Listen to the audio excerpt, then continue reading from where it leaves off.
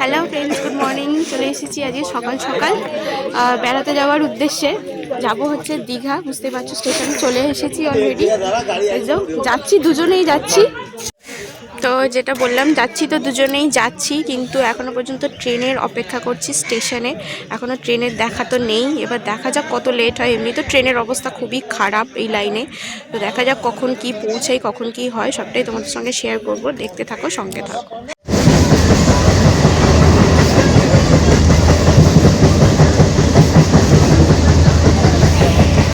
তো দীঘাতে তো চলে এসেছি, পৌঁছেও গেছি। এখন চলে এসেছি রুমে। তো রুমে নেমে আর ভিডিও করতে পারিনি, ভীষণ ভিড়। সেই কারণে চলে এসেছি রুমে। রুমটা তোমাদের সঙ্গে শেয়ার করি।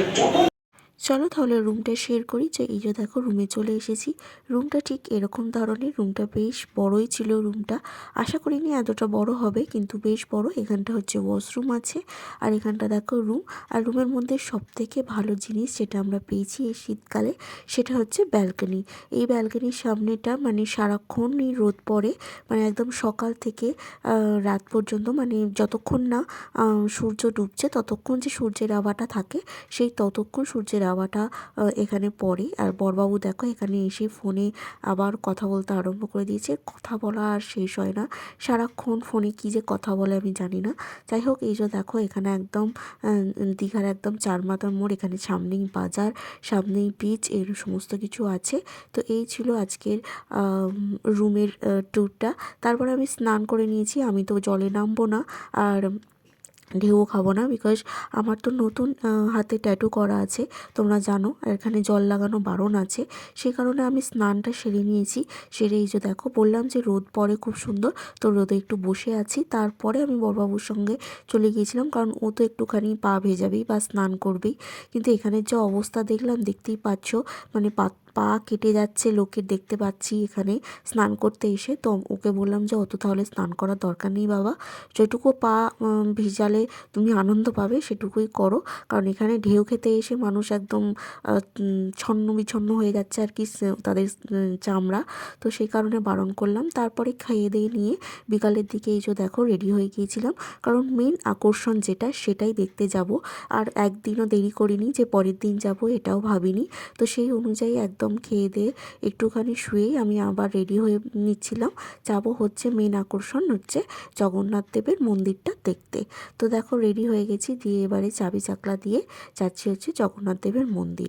ওরে বাবারে, গিয়ে তো দেখি সে কি ভিড়, কি যে লাইন পড়েছে, তোমাদেরকে কি বলবো। মানে একদম কত যে দূর পর্যন্ত লাইন পড়েছে। বড়বাবু তো দেখেই বলছে যে না, আজকে থাক, আমি কালকে আবার আসবো, কালকে এসে তখন জগন্নাথ দেবকে দর্শন করা যাবে। আমি তো না, আমি লাইন দেবই।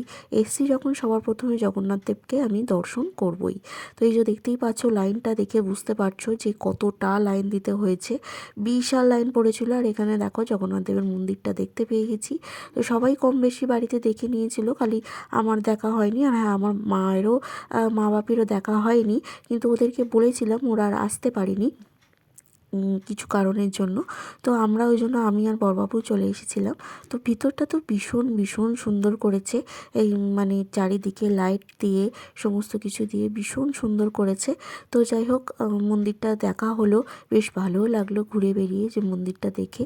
আর জগন্নাথ দেবের মূর্তিটাও ভীষণ সুন্দর হয়েছে। তো মেন যে আকর্ষণ সেটা তো পূরণ হয়েই গেছে, যার জন্য মেন দীঘা যাওয়া। আর ভিড়টা তো দেখতেই পাচ্ছ, ভিড় নিয়ে কোনো কথা হবে না, মানে ভীষণ ভিড় হয়েছে। তো তারপরের দিনকে যেটা দেখলাম হচ্ছে, তারপরের দিনকে আর সেরকম ভিড় ছিল না, কিন্তু আমরা যেদিনকে গিয়েছিলাম হয়তো কোনো কারণে ভীষণ ভিড় ছিল। তো এই ছিল আজকে ছোট্ট একটা ভিডিওটা ভালো লাগলে লাইক, শেয়ার, সাবস্ক্রাইব।